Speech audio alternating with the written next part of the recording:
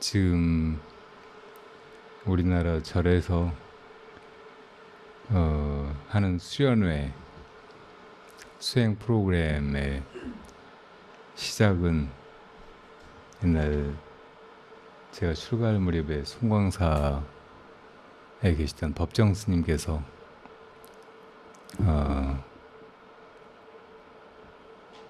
시작하셨다고 말할 수도 있습니다. 법정 스님은 여러분도 아시다시피 주지라든지 절의 어떤 소임을 맡기를 싫어하셨고, 어떤 이름이나 직책도 다 거부하셨는데, 유일하게 그 송광사의 수련원을 만들고 그 수련원장 소임을 맡으신 적이 있었어요.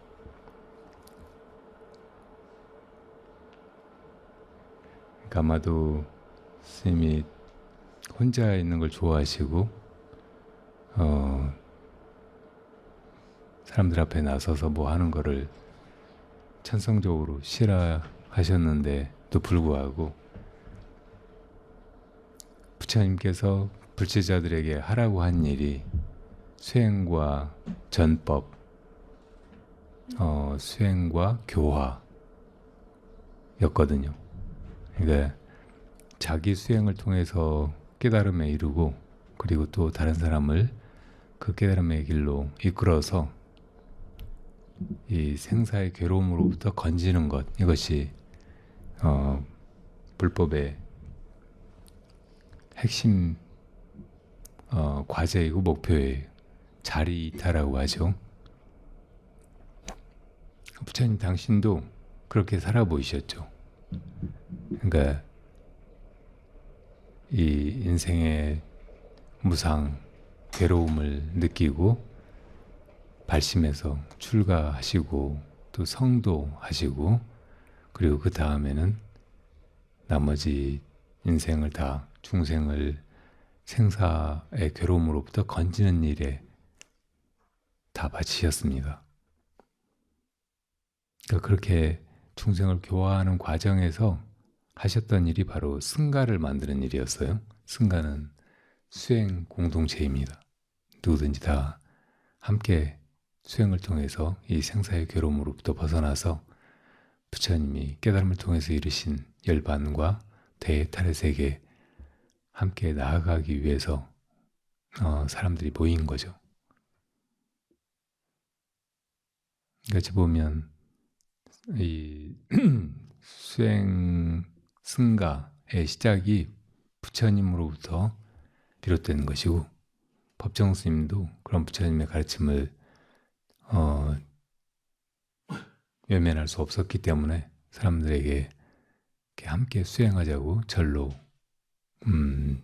초대하고, 스님들만의 공간이고 스님들만의 전유물처럼 생각되던 사찰, 또 사찰의 일상, 이것을 사람들과 함께 나누고자 하셨던 거예요. 그런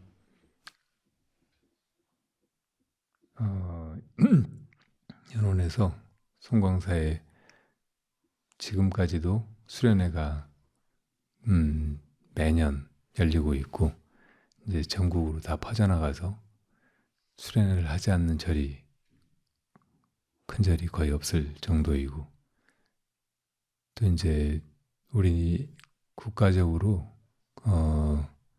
큰 대회 행사가 있을 때, 외국 사람들이 많이 왔을 때 그 사람들을 다 숙박시설이나 이렇게 밖에 어떤 거처에 그렇게 수용할 수 없을 때 사찰의 문을 열어서 그 사람들이 와서 사찰의 일상을 체험하면서 사찰에서 묵어가게 하는 템플스테이가 이어져 온 거죠. 그 사람들이 이제 사찰이 스님들만의 어떤 숲속의 거처 이렇게 여기지 않고 우리도 가서 수행할 수 있는 곳으로 그렇게 여기게 된 것이 우리나라에서는 법정 스님이 시작하신 일이고, 그리고 우리 불교 역사에서 보면 부처님께서 원래 그렇게 하라고 가르치셨던 거라서 된 일이라고 말할 수 있습니다. 제가 출가했을 때 그 법정 스님이 진행하시는 수련회에 수련생으로 왔다가 출가한 사람이 하나 저하고 같이 이렇게 출가 도반이 되기도 했었어요.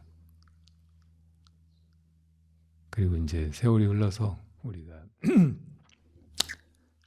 나중에 선원에 가서 수행도 하고 그러다가 법정 스님께서 맑고 향기롭게라는 걸 만들고 그 맑고 향기롭게의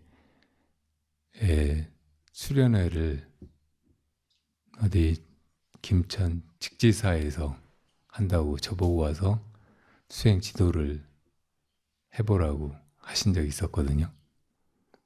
근데 그 수행 지도법사로 가서 이제 뭐 수행이 뭔지 아무것도 모르고 그런 사람들한테 그냥 수행하자고 할 수가 없잖아요. 그래서 수행이 뭔지 어떻게 이 마음을 챙기는 것인지 그런 거를 이제 좀 알게 해야 되겠다는 생각에서 이제 수행에 앞서 이렇게 강의처럼 수행이란 무엇인가 뭐 그런 주제로 이렇게 얘기를 했어요. 그랬더니 법정 스님이 그 강의 시간에 들어오셔가지고 듣고 있다가 그렇게 얘기만 하지 말고 빨리 수행을 시키라고 그러는 거예요. 그래서 이제 그냥 얘기하다 말고 좌선을 했죠. 근데 이제 그 전에 막 이래저래 얘기해 놓은 것 때문에 사람들이 이제 비로소 수행하고 싶은 열의도 생기고 또 궁금한 것도 생기고 해서 다음 수행 시간에 이런저런 질문들을 하는 거예요. 또 그 대답을 안 할 수가 없잖아요. 그래서 얘기를 하다 보니까 또 많이 길어졌어요. 근데 그때는 이제 이른 아침 시간이고 그래서 스님이 안 계신 줄 알았거든요. 근데 그 만덕전이라고 굉장히 큰 홀 같은 법당 안에 큰 기둥이 있는데 그 기둥 뒤에 스님이 계셨더라고요. 그래서 듣고 있다가 저놈 무슨 말이 저렇게 많아. 수행 시간이면 그냥 앉히면 되지. 계속 뭐 그러시는 거예요. 그래서 점점 제가 이제 기분도 나쁘고 괜히 여기 끼어들었다. 스님 밑에서 뭐 하는 짓마다 다 스님한테 칭찬은 뭐커녕 뭐 이런저런 간섭만 받고 비난만 받고 꼬투리만 잡히고 막 그러는데 괜히 여기 말려들었다 이런 생각이 들어가지고 그 다음부터는 이제 아무 말도 안 했어요. 그 수행이 진행이 되는데 사람들은 뭐라고 묻고 막 하는데 저는 대답도 안 하고 막 그러니까 이상해져 가는 거예요, 분위기가. 그래서 이제 마지막 날은 거의 보이콧 하듯이 제가 이것저것 다 아무것도 안 해버리고 막 그러는 바람에 아주 우습게 수련회가 끝난 적이 있었습니다.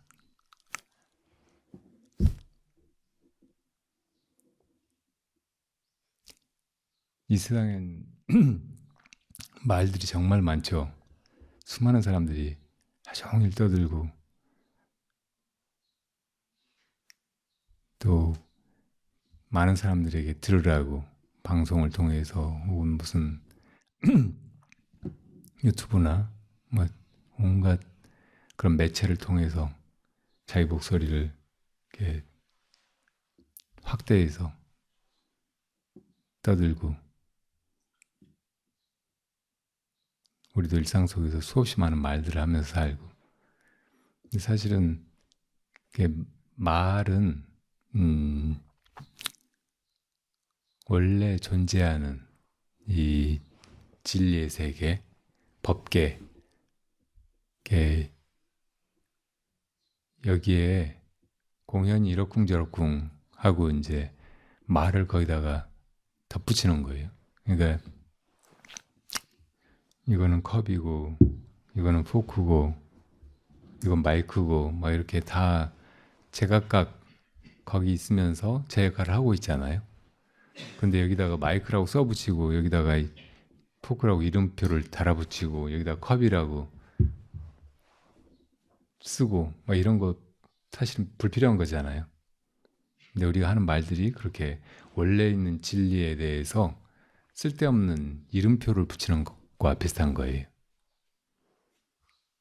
그래서 복잡해지고 어떤 때는 또 이제 그렇게 말하는 것이 맞다 틀리다 하면서 시비가 생기고 세상이 이렇게 혼란스럽고 복잡한 것이 온통 말 때문인지 몰라요. 원래 세상은 진리 그 자체이고 아무것도 잘못된 것이 없고 문제도 없고 제 역할을 다 하고 있고 그렇게 존재할 가치가 있어서 존재할 만한 이유가 있어서 거기 있는 것들인데 공연히 우리가 거기에 이렇게 말로 이런저런 이름을 붙이고 이렇게 저렇게 규정하고 어떤 사람은 이렇게 생각하고 저런 사람은 다른 사람은 저렇게 생각하고 하면서 이렇게 온통 이 세상을 혼란 또 시비의 그런 도가니로 만들고 있는지 모르죠.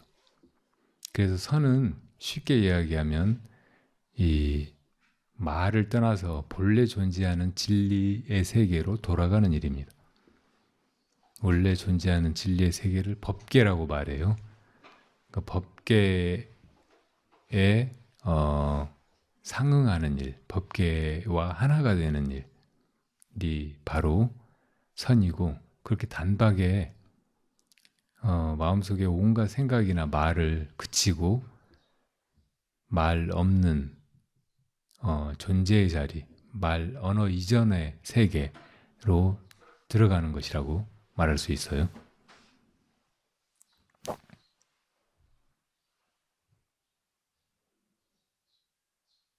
여러분도 이제 이렇게 차담 시간에 와서 아무 말 없이 주는 차나 마시고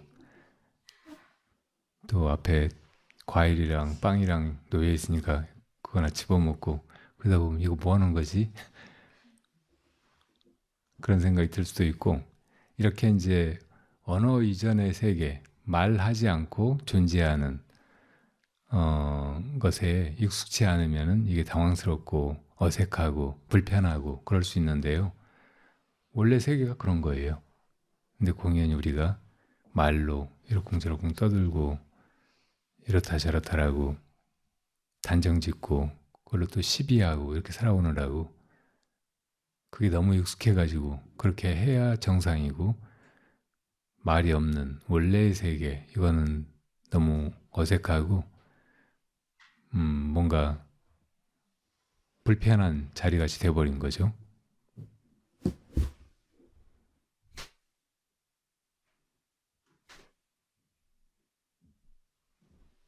조주라고 하는 스님 얘기를 여러 번 했었는데 조주 스님 원래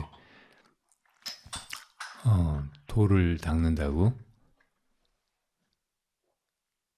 친한 친구랑 같이 어린 시절에 산에 들어가서 이렇게 애쓰다가 친구가 죽고 하는 바람에 승을 찾아서 돌을 배워야지 아무것도 모르고서 무작정 닦는다고 도가 찾아지는 게 아니로구나 하고 느끼고 이제 여기저기 다니다가 나중에 남전선사를 만나서 스님 도가 무엇입니까? 이렇게 묻고 남전 스님이 평상심이 도인이라 이런 말씀을 하시는 걸 듣게 됐어요. 그러니까 우리가 일상에도 항상 마음을 쓰고 살아가고 있어요. 그리고 그 마음이 모든 걸 다 하고 있어요. 그러니까 내가 나서서 이렇게 할까 저렇게 할까 이건가 저건가 그렇게 생각하고 시비하고 우물쭈물하고 하지 않아도 마음이 다 하고 있는 거란 말이에요. 그리고 이 세상 모든 것은 다 마음에서 나온 것이에요. 마음이 보고 듣고 생각하고 하면서 있게 된 것들이에요. 우리 마음의 눈을 열어서 볼 때 이 보이는 세계가 나타난 거고, 들을 때 들리는 세계가 나타난 거고, 또 몸으로 감촉할 때 이 물질 세계, 이런저런 감촉이 있는 이 세계가 나타난 거고, 이 마음을 떠나서 그 어떤 것도 존재한다고 말할 수가 없습니다. 이건 현대 최첨단의 양자 물리학도 그렇게 밝히고 있잖아요. 존재는 우리가 그 존재를 볼 때 비로소 생겨난다. 존재가 원래 있고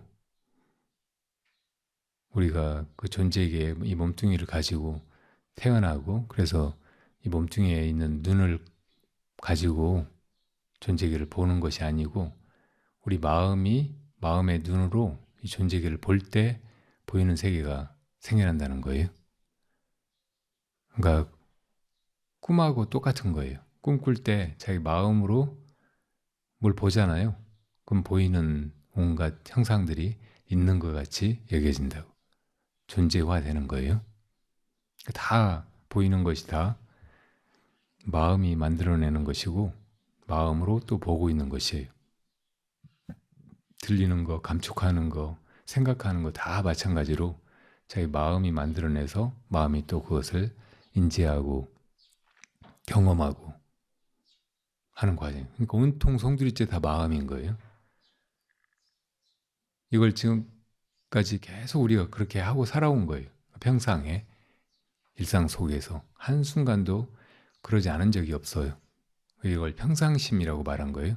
마음이 다 이렇게 해나가고 있는 이것을 굳이 이름하여 도라고 말할 수 있는 거예요. 도를 깨닫는다 라고 하는데, 도를 깨닫는다는 게 다른 게 아니고, 마음이 다 이렇게 해가고 있구나. 다 마음에서 나오는 거로구나. 마음으로 보고 듣고 생각하고 말하고 행동하고 이렇게 우리가 존재하고 있구나. 이렇게 깨달으면 되는 거예요. 그걸 여실하게 자각하고 다시는 매하지 않으면, 다시는 어두워지지 않으면은 정말로 부처님처럼 이 삶과 죽음의 모든 고통에서 단번에 벗어나고, 또 다른 사람들도 그런 생사의 괴로움에서 건져줄 수가 있게 되는 거죠. 이제 이 평상심이 도라는 말을 듣고 조주가, 그러면 그 평상심을 향해서 나아가 봐야 됩니까? 이렇게 물었어요. 그것을 이게 뭘까?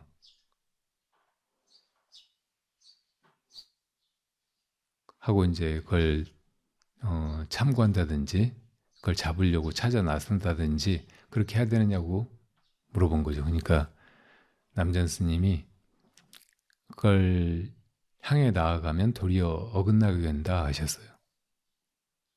이게 아주 중요한 부분이에요. 수많은 사람들이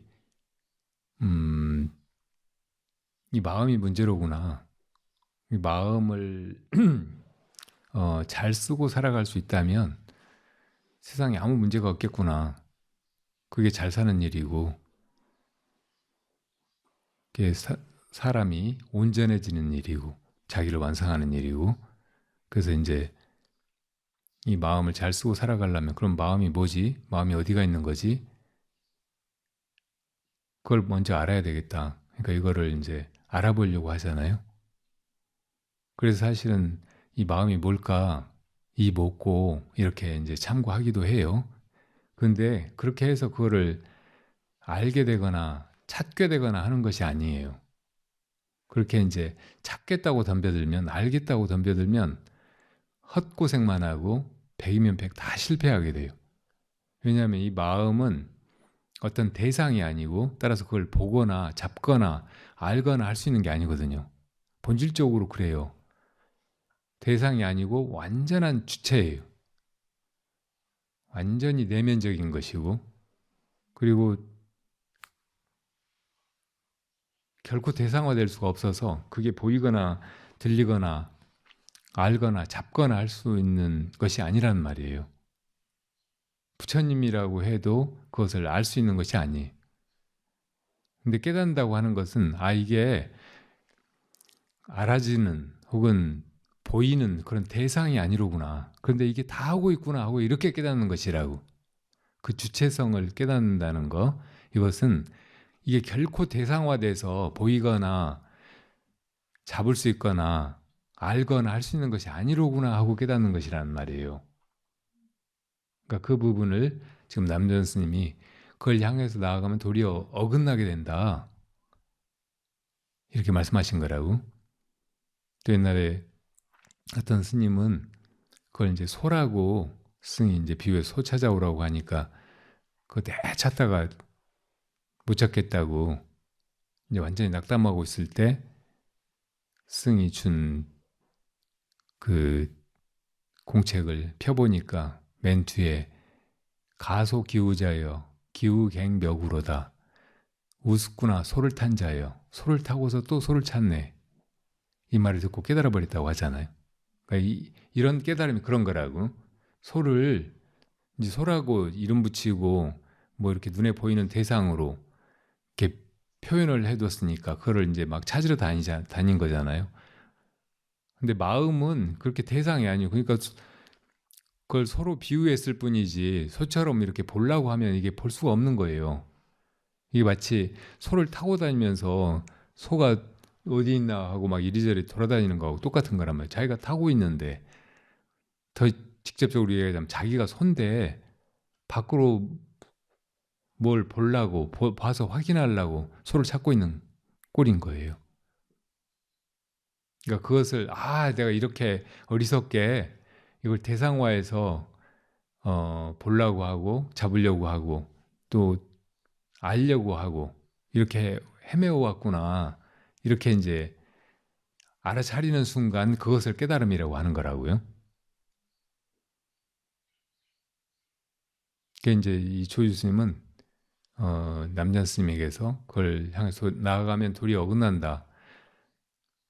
그러면 그걸 향해서 나아가 보지 않으면 그게 도라는 거. 그러니까 평상심이 도라는 것은 어떻게 압니까? 다시 이렇게 물었죠. 그래서 남전 스님이 그건 아는 것이 아니다. 도는 알고 모르는 것에 속하는 것이 아니다. 안다고 하는 건 다 사실은 망상에 불과하고 모르는 것은 깜깜한 거, 무기이다. 무기일 뿐이다. 이렇게 말씀하셨어요. 그러니까 이 마음이 모든 것을 다 아는 그 주체이기 때문에 이게 모르는 것이 아닌 거예요. 무기하고 다른 것이라고. 무기는 뭐 번뇌는 없지만 깜깜해가지고 아무것도 모르는 것이잖아요. 근데 이게 다 아는 자이지 이 깜깜하고 어리석고 아무것도 없는 그런 상태가 아닌 거예요. 그 이제 이 마음이 모든 것을 아는 그 주체이면서도 그 자체가 이렇게 알매 대상이 되지 않는다는 거. 이것을 이제 안다는 건 다 지금까지 뭐 불법에 대해서든 혹은 마음에 대해서든 우리가 안 것들 있잖아요. 뭐 이런 게 그 마음이 아닌 거예요. 그건 다 망상이라고. 그 마음은 오직 주체이고 아무도 그것을 알 수 없는 거예요. 그걸 본 사람도 아무도 없어요. 근데 다 사람마다 가지고 있고 근원의 그 자리에 있는 것이라고. 여러분 어제 이렇게 주먹 들어보라고 했잖아요. 이렇게 해보세요. 자, 이렇게 할 수 있는 사람이 여러분 안에 그거 말고 또 있어요? 지금 여러분 이렇게 할 때 이렇게 할 수 있는 사람은 아무도 없다고. 바로 그 하나의 그 무엇? 여러분의 마음 그거밖에 없다고.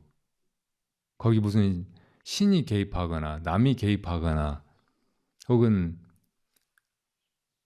신도 아니고 남도 아니고 한 죽어있는 무엇? 자연 뭐 이런 것이 개입할 여지가 하나도 없는 거예요. 그냥 여러분들이 안에서 이렇게 해야지 해가지고 이렇게 한 거잖아요. 그 주체성 이것이 유일무이한 것이라고. 그러니까 사람마다 지금 여기 20몇 명이 있으니까 20몇 개가 있는 게 아니고 그건 하나의 것이에요. 여러분 안에서 확인되는 그 하나뿐이라고. 그래서 그것을 한 물건이라고 한 물건이라고. 하나의 무엇이라고.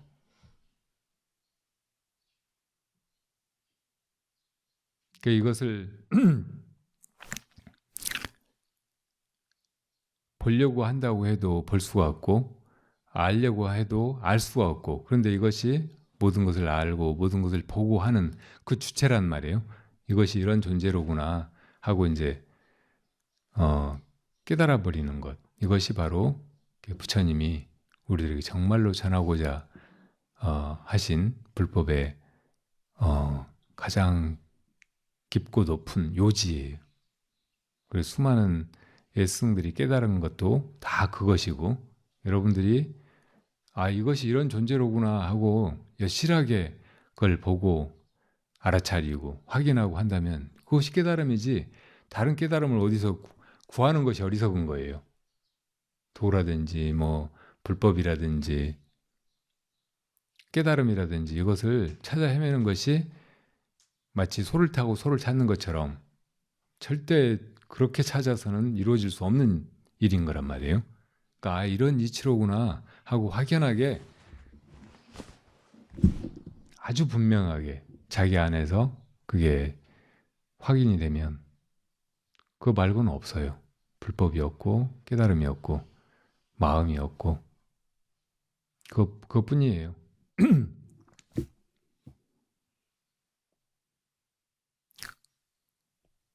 거기에는 그 한 물건, 그 마음 그 자체, 그 마음 자리, 거기에는 아무것도 없어요. 근데 없는 것만이 아니어서 그게 모든 것의 주인이 되고 모든 것의 중심에 있고, 그래서 사라지지도 않는다고. 우리가 이 세상에서 모든 게 다 존재화되었던 것은 언젠가는 사라져버리기 때문에 거기에서 많은 괴로움이나 슬픔이나 상실감을 느끼잖아요. 근데 그거는 절대 사라지는 일이 없어요. 영원히 시작 없는 과거로부터 끝없는 미래까지 언제나 그게 바로 그 자리에 있어서 바로 여러분 자신이고 여러분의 것이고, 누가 그거를 없애거나 훔쳐가거나 뭐 그럴 수 없는 거예요.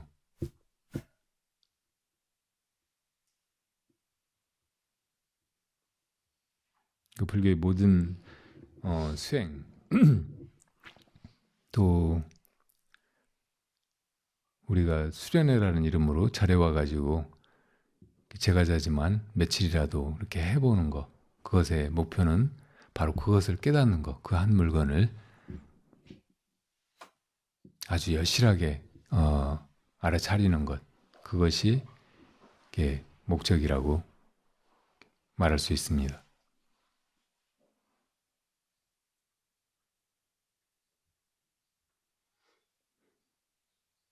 이제 깨달음을 얻은 조주가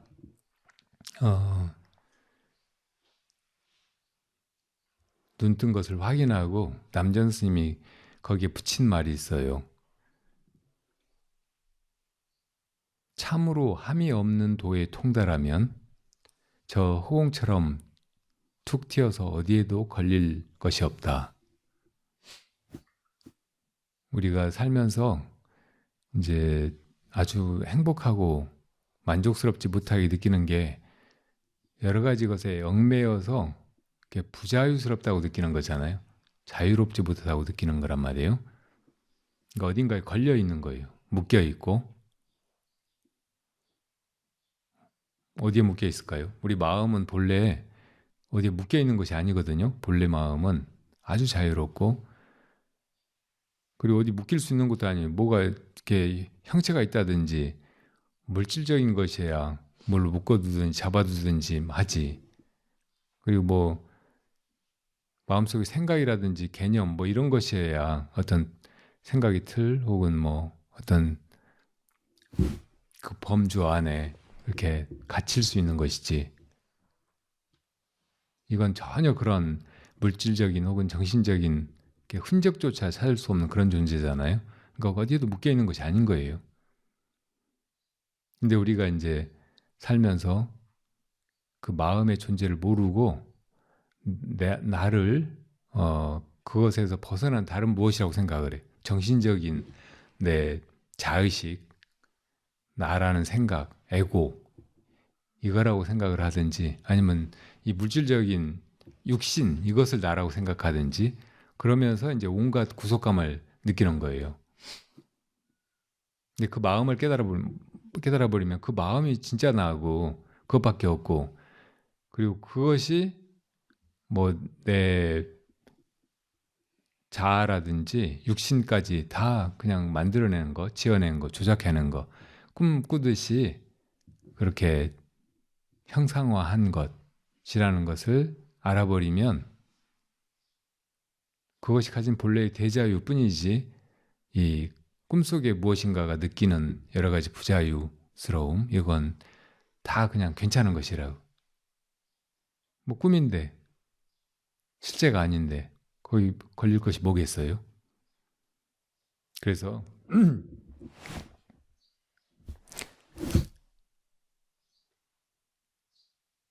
이제 아까 어떤 분이 이 마음을 잘 쓰면서 살고 싶다, 마음을 잘 쓰는 것을 배우고 싶어서 수련해왔다, 이렇게 말씀을 하셨는데, 그러니까 이 이치를, 지금까지 말씀드린 이 이치를 잘 깨달아 버리면 그 일도 이제 아무 할 일이 없게 돼.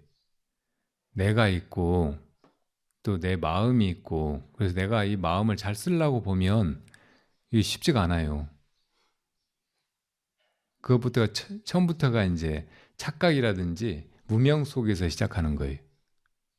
그래서, 그래서 금방 이제 그렇게 하려고 해보면 이게 보통 어려운 일이 아니고 작심삼일이고, 처음에만 조금 이렇게 되는 것 같다가 곧 안 되고, 온통 오히려 그 반대로 마음이 막 끌려가는 것 같고, 내가 마음의 종이 돼버린 것 같고, 도저히 내가 이걸 함부로 뭐 이렇게 저렇게 부리거나 조작하거나 다룰 수 있는 것이 아니로구나, 이렇게 느끼게 되거든요.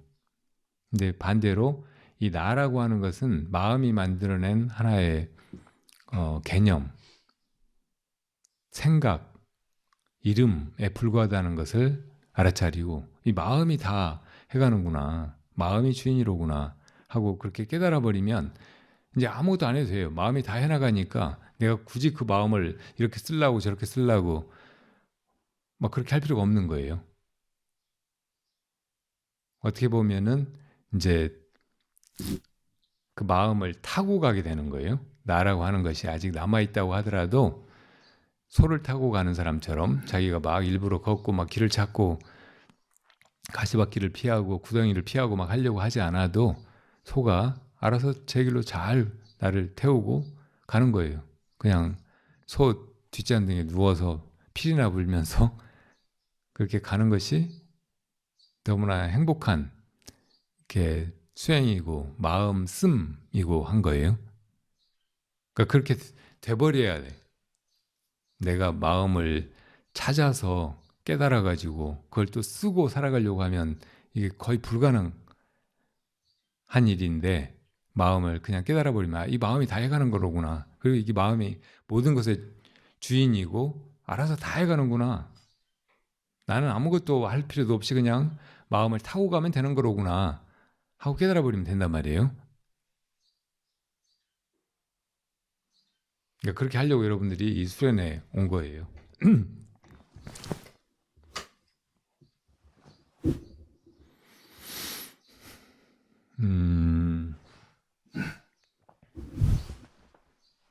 한자 중에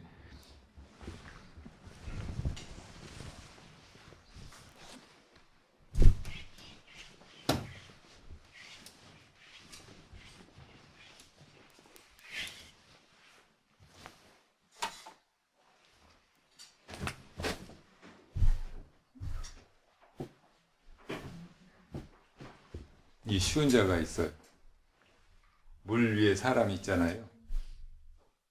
무슨 자인 줄 아세요? 물 위에 뜰 탄자예요. 탄.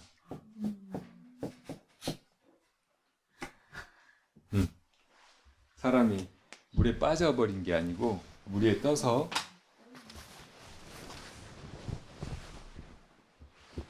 익사하지 않고 아주 자유롭게 헤엄치거나 물의 흐름을 타고 가는 그런 모습을 나타내는 한자죠. 탄.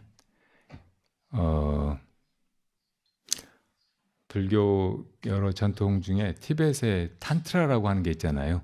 탄트라에서 이 탄자를 갖다가 쓰기도 해요.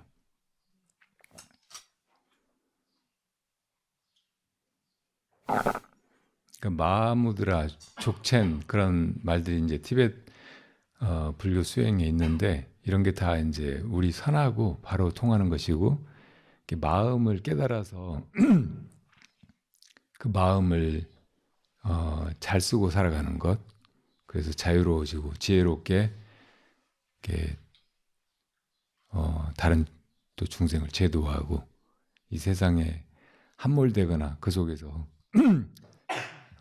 고통에 허우적거리는 것이 아니고 그 흐름 위에서 자유롭게 물 위에 뜬 사람처럼 그렇게 나아가면서 또 다른 사람들을 건지는 그런 일을 말하는 거죠. 이게 다 이제 마음하고 연관되는 거예요. 마음의 깨달음을 통해서 이 모든 일들이 된다고. 그래서 마하무드라 족첸도 이 모든 게 다 마음으로 해가는 거다. 마음이 다 해간다. 그러니까 우리가 공연히 생각으로 이럴까 저럴까 하고 뭐 이렇게 저렇게 하려고 하고 이렇게 저렇게 되려고 하고 여기로 가려고 하고 저기로 가려고 하고 할 것이 없다는 거예요. 아주 자유롭게 이 세상의 생사 여기에 빠지지 말고 그 위에 떠서 이렇게 흘러가면서 그 일을 하면 된다는 거예요.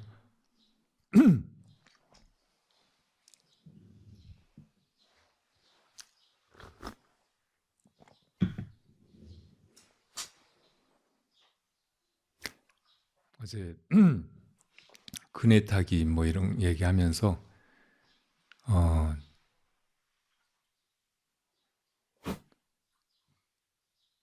뭐 차를 탄다, 배를 탄다, 혹은 흐름을 탄다, 바람을 탄다, 물살을 탄다 이런 말에서 다 자기 힘으로 고생고생하면서 뭘 하고 어디로 가고 하는 게 아니고 그 원래 있는 흐름 그 위에 편승해서 아무 수고로움 없이 자유롭게 이렇게 나아가면서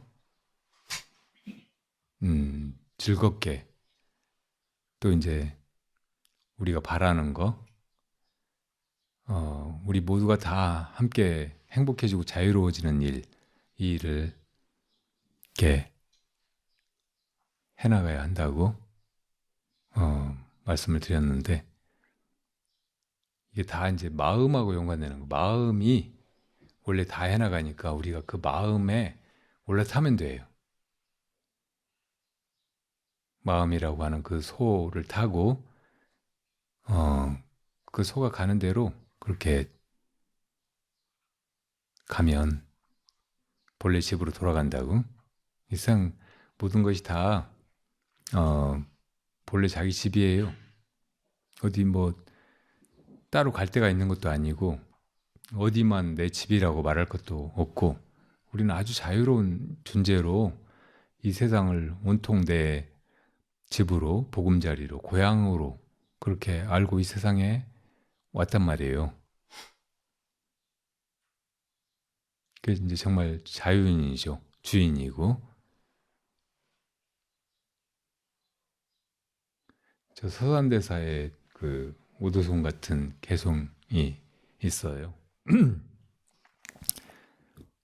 홀문 두자 제창회 호련히 두견새가 그러니까 소쩍새가 창 밖에서 우는 소리를 듣고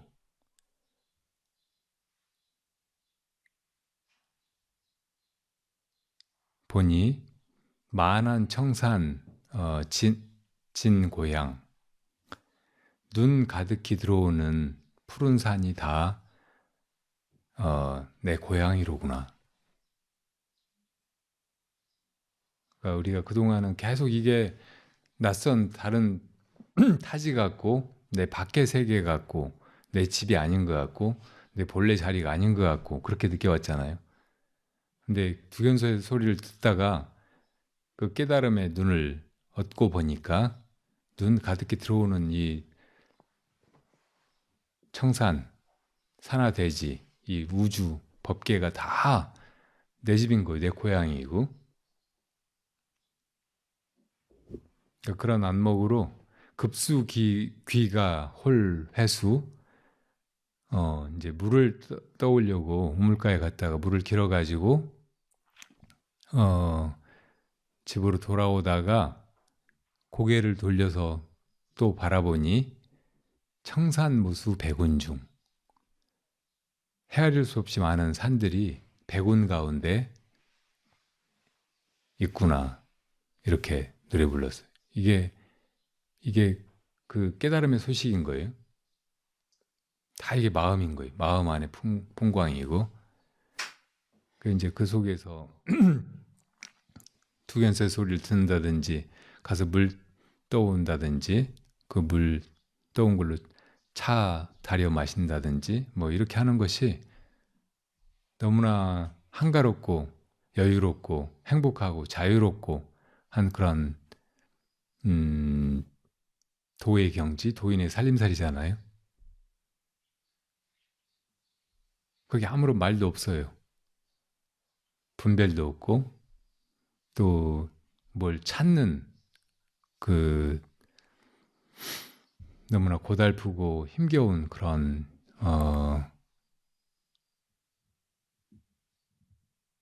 역경도 없고,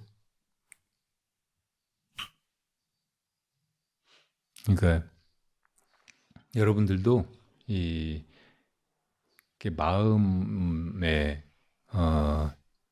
관심을 놓치지 말고 무엇이 이렇게 하는가 이 질문만 가지고 마음이 해가는 걸 그냥 그대로 보고 있으면 이것이 다 마음의 일이고 고향의 풍경이고 또 내 집안의 소식이고 아무것도 거기에 더 필요하거나 문제가 있거나 한 것이 없단 말이에요.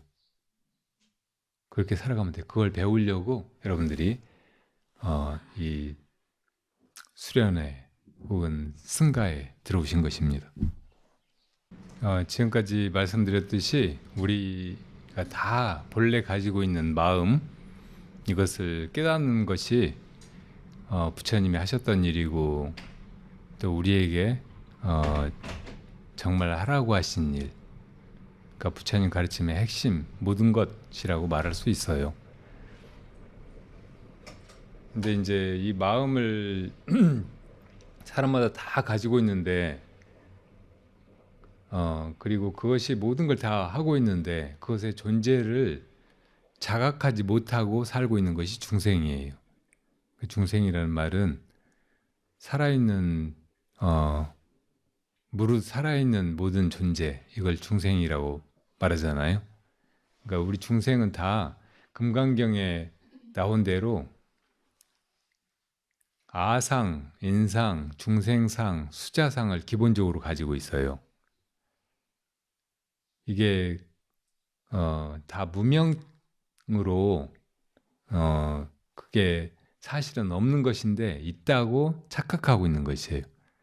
나라는 생각, 아상, 이것도 사실은 본래 없는 것인데 마음뿐인데 마음으로 지어내 가지고 그것을 이제 실제로 있는 것으로 여기는 거예요.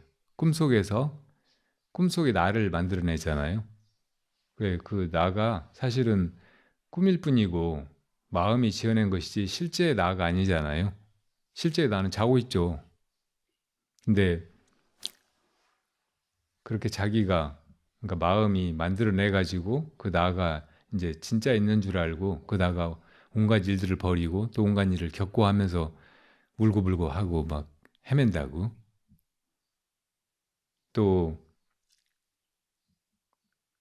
꿈속에서도 대부분은 다 이제 자기가 사람으로 나오겠지만 어떤 때는 꿈속에서 뭐 사자가 될 수도 있고 또 나비가 될 수도 있고 벌레가 될 수 있고 그렇잖아요. 근데 이제 보통은 우리가 사람으로 태어나서 그렇게 살다 보니까 자기를 사람이라고 생각을 해요. 근데 꿈속에서 자기가 벌레가 됐다 그러면은 진짜 벌레가 아니에요. 벌레라고 그냥 꿈속에서 착각하고 있는 거지. 마찬가지로 우리가 살아가면서 우리가 사람이라고 생각하고 있는 이것도 착각이에요. 내가 내 몸뚱이를 나라고 생각하면서 이렇게 생긴 몸뚱이를 가지고 살아가는 존재는 사람이다. 그렇게 여기고 있을 뿐이지. 이거 다 마음으로 만들어진 거란 말이에요. 꿈꾸듯이. 그러니까 내가 사람이다 하는 것 생각도 하나의 착각에 불과하다고. 인상도. 또 우리가 이제 목숨이 있다고 생각을 해요. 그 전에 이제 내가 그 살아있는 존재라고 생각을, 그게 이제 중생이라는 생각이라고. 꿈속에서 내가 살아있는 존재라고 생각하지, 꿈속에서 나 죽어서 없다 이렇게 생각하진 않잖아요. 이게 살아있는 동안 우리가 몇십 년 동안 내가 살아있다 이런 생각을 한 번도 떠나지를 못한다고. 그러다가 이제 또 때가 되면 죽잖아요. 내가 지금 살아있으니까 언젠가는 이제 죽어야 될 존재다 이렇게 생각을 또 하는 거예요. 그래서 이제 살아있는 이 시간이 몇십 년으로 정해져 있다, 유한하다 이렇게 생각을 해요. 내 목숨이 얼마 동안 이렇게 부지될 뿐이고 언젠가 나는 죽을 것이다 이렇게 생각하는 게 수자상이에요. 그러니까 아상, 인상, 중생상, 수자상이 꿈속에서 나를 만들고 내가 사람이라고 생각하고 또 살아있는 존재라고 생각하고 또 언젠가는 죽어서 없어질지 모른다고 생각하고 하듯이 우리가 다 가지고 있는 거예요. 이 평생 인생 속에서. 그러니까 이걸 깨트리기가 되게 어려워요. 꿈속에서 그게 사실은 꿈이고 실제가 아니고 거기서 겪는 모든 일들도 다 사실은 환영이고 그런 일을 겪는다고 해서 막 괴로워하고 두려워하고 할 것도 없는데 거기서 벗어나기가 어렵잖아요. 근데 만약에 이거 다 꿈이야. 근데 내 마음이 그냥 공연히 지어내는 거지. 이렇게 알아차린다면은 이제 그런 일도 아무 문제가 없을 거 아니에요. 괴로운 일도 괴롭지가 않고. 그렇게 이제 이게 꿈이야, 이게 허상이야, 나 다 내 마음이 버리는 일이야 하고 이제 알아차리는 거, 이것이 이를테면 깨달음 같은 것이라고요. 살아있는 동안에 내가 있다, 내가 사람이다, 내가 또 살아있다, 또 목숨이 얼마밖에 안 될 것이다, 그리고 목숨 끝나면 죽는다, 이런 생각이 다 우리가 하는 생각, 착각, 잘못 그렇게 여기는 것에 불과하다는 것을 알아차리기만 하면 이 사는 동안에 우리가 겪는 모든 괴로움에서 벗어나 버리게 된단 말이에요. 그러니까 그렇게 알아차리는 것이 깨달음이고, 사실은 이제 그 깨달음에 바로 이르면은 아무 그 방법이라든지 그 수단이라든지 이런 게 필요하지가 않아요. 그런 걸 방편이라고 하죠. 근데 중생들은 꿈에서 깨어나기가 너무나 어려워요. 그래서 사실은 이제 불보살님의 방편을 통해서만 어쩌다가 그 꿈에서 깨어나는 사람이 있을 정도예요. 그러니까 부처님이 2600여 년 전에 태어나셔가지고 80년 동안 살아가시면서 중생들의 그 마음을 깨달으라고, 이게 다 생사가 꿈이라고 그렇게 가르치셨는데, 그 말을 듣고 정말 꿈에서 깨어난 사람은 아주 적었어요.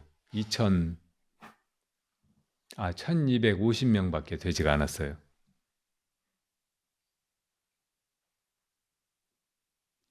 그때는 이제 중생들이 다 그래도 복이 많고 부처님 당시에 태어나서 불법을 듣고 깨달음을 이룰 만한 그런 준비가 된 사람들이어서, 그런 근기를 가진 제자들이어서 그 정도로 깨달음을 이룬 거지, 그렇지 못한 사람들은 정말 더 어려워요. 그 중에서도 1250명 중에 부처님과 똑같이 완전하게 그 꿈에서 깨어난 그런 사람은 마하가섭 한 사람밖에 없었어요. 그렇게 이제 꿈에서 깨어나기가 어려운데, 그래서 이제 부처님이 그만한 근기에 이르지 못한 중생들을 위해서 이렇게 방편으로 여러 가지 가르침을 베푸시고 수행을 가르치시고 하셨던 거예요. 근데 마하가섭이 깨달을 때 부처님 연꽃 들어 보이시니까 깨달으셨다는 거 다 알잖아요. 염화미소라고 하죠.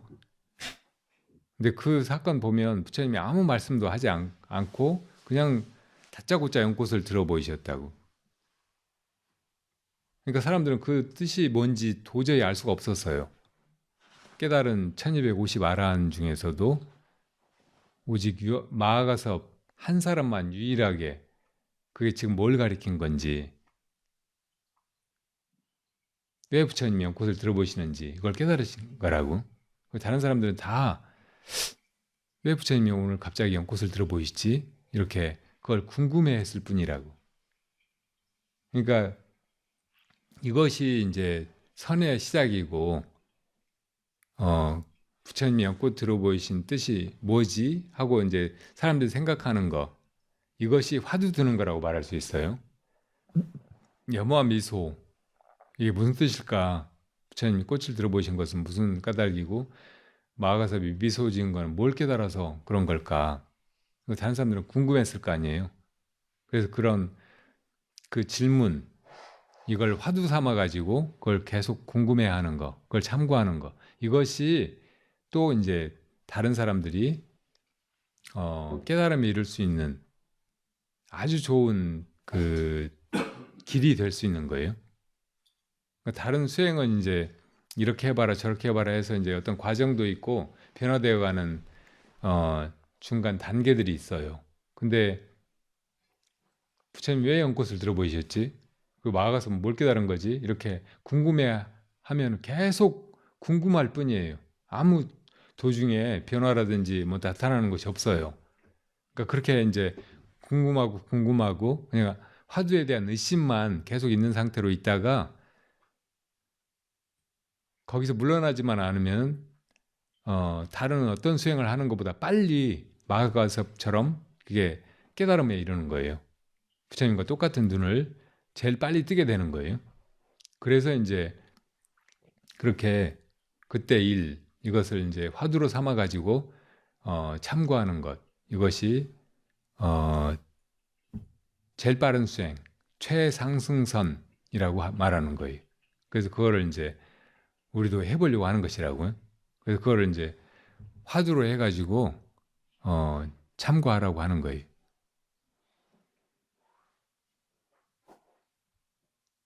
깨달아 버렸으면 돼요. 깨달아 버렸으면 이제 부처님이 연꽃을 들어보신 이유도 너무나 분명하고 마가섭이 미소 지은 것도 너무나 확연히 이해가 가고, 그러니까 뭐 더 궁금할 것도 해야 할 것도 없죠. 근데 만약에 깨닫지 못했으면은 그거를 화두 삼아서 의심을 해가는 것이 제일 빨리 깨닫는 길이니까 화두를 들어보라고 하는 것이라고요. 부사님 깨달으셨어요? 못 깨달으셨어요? 왜 그렇게 못 깨달았다고 막 고개를 절레절레 흔드세요? 그리고 아까 부처님께서 연꽃을 드셨다는 것은 제가 어디서 유튜브에서 본 것 같은데, 극락에 가면 연하대에 가기 때문에 그게 극락을 뜻하는 거라 그런 게 맞는 거예요. 그렇게 막 생각으로 이리 꽤 맞추고 저리 꽤 맞추고 하면 계속 막 이렇게 머리만 복잡해지고 망상 속에서 헤매는 거예요. 근데 이제 왜 부처님 연꽃을 들어보셨지? 하고 이렇게 화두를 들고 있으면 마음속에 아무 생각이 일어나지 않고 깨끗하게 또 아주 명료하게 마음이 깨어나게 된다고. 그게 바로 이제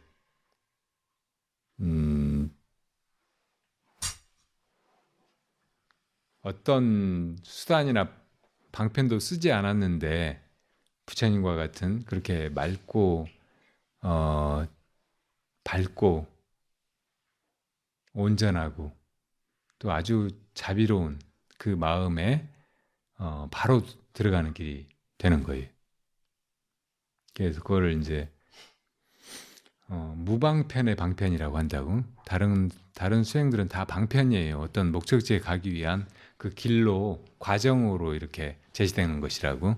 근데 화두는 뭐 길이 없어요. 그냥 모를 뿐이야. 그러니까 모르는데 그냥 의심이 난다고. 모르니까 의심이 나는 거죠. 그러니까 억지로 막 뭘 하고 어디로 가고 하는 게 아니고 그냥 모르니까 그냥 궁금한 생각이 드는 거예요.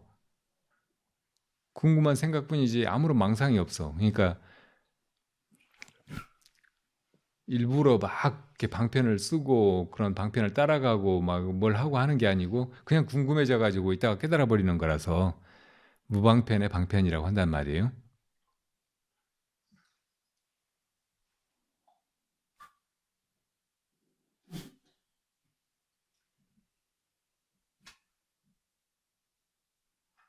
아까 아상 중생상 수자상 아상 인상 중생상 수자상 이렇게 말씀드렸는데 중생상의 이 다른 설명을 해보자면 내가 깨닫지 못한 존재라고 생각하는 거예요. 깨달은 존재는 부처님이잖아요. 부처님은 부처님이고 나는 깨닫지 못한 중생이야 이렇게 생각하는 거예요. 그러니까 사람마다 다 마음을 가지고 있잖아요. 그 마음으로 이 온갖 것을 다 이미 해가고 있다고. 그러니까 아무도 사실은 부족한 것이 없는 존재예요. 완전한 존재이고 온전한 존재이고 사실은 중생이 아닌 거라고. 사실은 다 부처님인 거예요. 그 마음 가지고 있으니까 부처님은 그것을 깨달아서 부처님이 되신 거고 우리라고 해서 그게 없어요. 그리고 우리가 그걸 못 깨달고 있는 것도 아니에요. 근데 내가 못 깨달았다고 생각을 하는 거야. 자기가 그렇게 이제 자기를 규정하고 단정 짓고 있는 거예요. 자기를 깔보고 있는 거예요. 그러니까 그걸 얼른 버려버릴 줄 알아야 돼. 그래야 대근기라고. 근데 나는 그냥 중생이에요. 나는 진짜 업도 많고 못된 짓도 많이 하고 모르는 것도 많고 잘못한 것도 많고 불쌍한 그런 존재예요. 하고 딱 그냥 그렇게 단정 짓고서 절대 거기서 안 빠져나오려고 하는 사람이 이제 업이 무거운 중생이에요. 여러분들이 하기 나름이에요. 자기를 괜히 중생이라고 규정 지으면은 그 틀에서 벗어나지 못한 채로 수많은 세월을, 수많은 생을 또 그렇게 이제 괴로움 속에서 허덕일 거 아니에요. 근데 그냥 자기가 내가 무슨 중생이야 이 마음이 진짜 나고 이거 어디에도 묶여 있지 않고 완전 무결한 것이고 이거 뭐 죽지도 않는 것이고 더럽혀진 적도 없는 것이고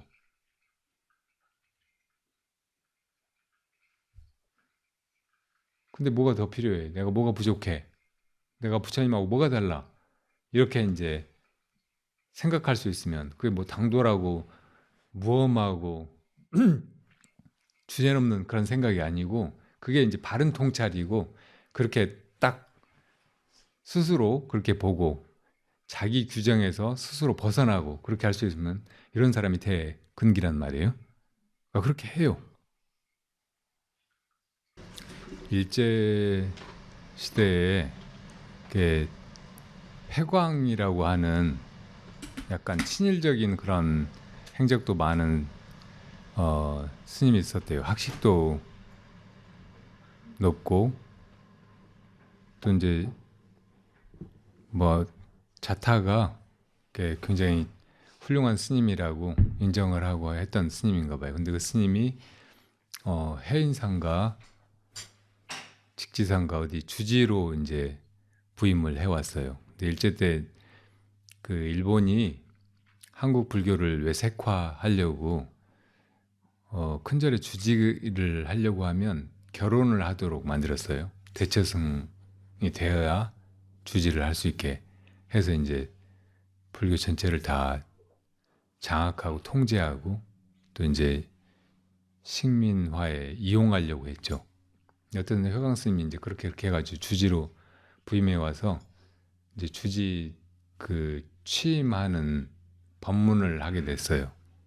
이제 법문 이제 서두에서 그 스님이 그런 거예요. 삼세제불과 역대조사 그리고 산하대지와 시외대중, 지금 여기 모인 대중이 다 내 입에서 나왔다 그랬어요. 근데 그때 이제 법문을 듣고 있던 스님 중에 석두 스님이라는 분이 계셨대요. 그 스님이 효봉 스님 아시죠? 그 효봉 스님의 스승이었어요.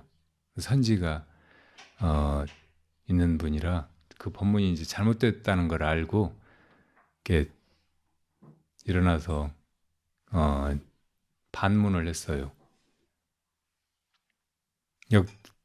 삼세제불과 역대조사, 산하대지와 시외대중이 다 큰 스님 입에서 나왔다고 하셨는데 그럼 큰 스님은 어디서 나왔습니까? 그러니까 입을 더 떼지 못하고 얼굴이 벌개져 있다가 그냥 법상을 내려와 버렸어요. 그러니까 이제 어디서 그런 법문이나 선오록의 그 글귀나 이런 걸 많이 봤겠죠. 그리고 그러다가 그냥 인용한다는 것이 잘못해서 다 자기 입에서 나왔다고 말한 거예요. 삼세제불과 역대조사 그리고 산하대지와 시외대중 여기 있는 사람들이 다 한 물건 거기서 나왔다 이렇게 말하는 건 아무 허물이 없어요. 다 어디서 나왔을까요? 이 세상과 이 세상의 부처님과 모든 중생 다 어디서 온 거예요? 부처님 연꽃 들어보신 그 자리 또 여러분들이 이렇게 주먹을 들어 올린다면 이렇게 하는 그놈 또 구지선사가 이렇게 손가락을 세운다면 이렇게 하는 그놈 다 한 자리잖아요. 한 물건이고 거기서 나온 거예요. 그러니까 삼세제불 역대조사 산하대지와 시외대중이 다 어디서 나오는가 그렇게 물을 때 이렇게 대답한다면 이것은 너무나 완벽한 법문이라고. 그러니까 여러분들이 뭐 이렇게 하는 놈, 이렇게 하는 놈, 꽃 들어 보이는 놈, 그 놈이 딴 데 있다고 생각하지 말아요. 남이라고 생각하지 마요. 여러분 안에 있는 그 하나 그것이잖아요. 그거 말고는 없어요. 이 세상에 어디에도. 여기 사람이 이제 눈으로 이 사람 저 사람 몸뚱이를 보면서 여기 20명의 사람이 있고 20명이 다 이렇게 했으니까 20개의 그 물건이 있는가 보다 이렇게 생각할지 모르지만 그 하나의 자리에 들어가면 거기에는 아무런 분별이 없고 나와 남이 따로 있지 않고 네 것 내 것이 없다고. 그걸 또 한 물건이라고 하는 거예요. 한 사람이라고 말할 수 있죠. 한 부처라고도 말할 수 있고. 그러니까 그거를 절대 이제부터는 딴 데서 찾지 마요. 또 남에게서 찾지 말고. 그래서 깨달음을 주는 수많은 스승들이 오도송에다가 부처도 죽이고 조사도 죽인다. 뭐 그런 식의 얘기를 하는 거예요.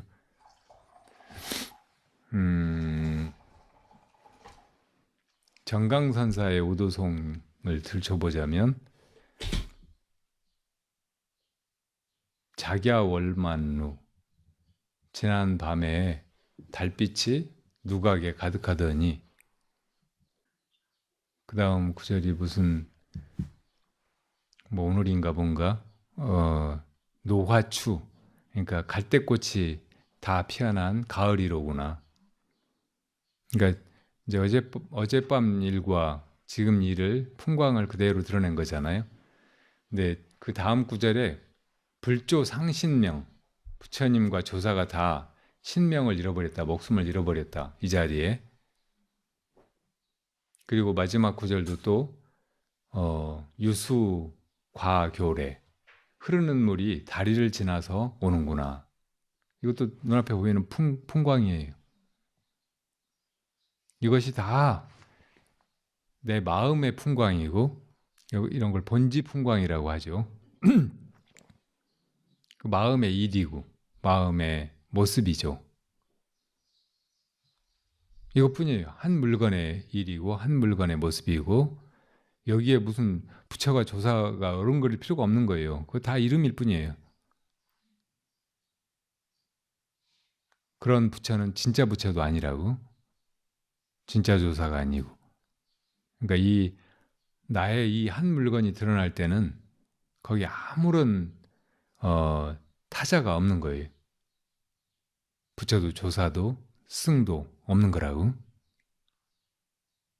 여러분들 마음이 다 그렇다고요, 이미. 또 어떤 분이 지난 수련회에 왔다가 이제 열심히 화두를 참고하면서 수행하다 보니까 그전과 다른 마음 상태가 돼가는 것을 느끼고 좋아하기도 했는데, 또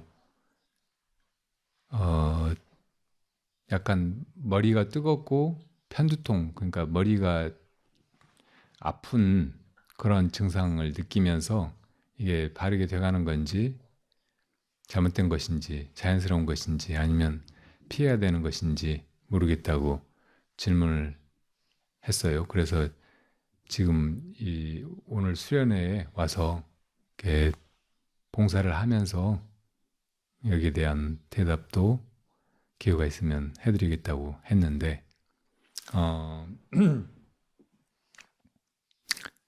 이런 그 증상을 상기라고 말해요. 상기병.